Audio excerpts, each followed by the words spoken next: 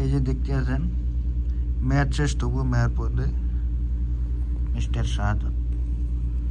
তো এগুলো নিয়ে কথা বললে বলে আমরা নাকি গুজব ছাড়ি, এটা প্রথম আলো নিউজ।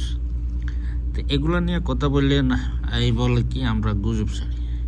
আর ভাই এই গুজব ছাড়ি রাষ্ট্রকে অস্থিতিশীল করার চেষ্টা করি, আরও বিভিন্ন ষড়যন্ত্র করার চেষ্টা করি। আর ভাই আপনি দরকার কি?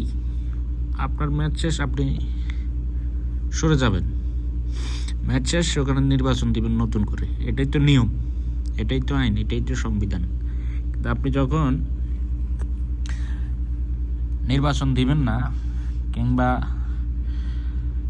এই সময়ক্ষেপণ করবেন এবং অবৈধভাবে থাকবেন, তখন তো বিরোধী দল কথা বলতে হয়, তখন তো জনগণ কথা বলতে হয়, সাধারণ মানুষ কথা বলবে। এটাই তো স্বাভাবিক।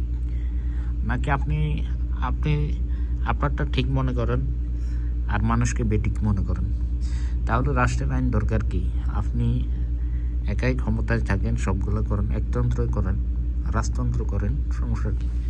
আপনি যদি গণতন্ত্র আপনাকে মানতে হয়, তাহলে আপনি যদি সংবিধান মানেন, সংবিধান আকারে তো তার পদ নাই।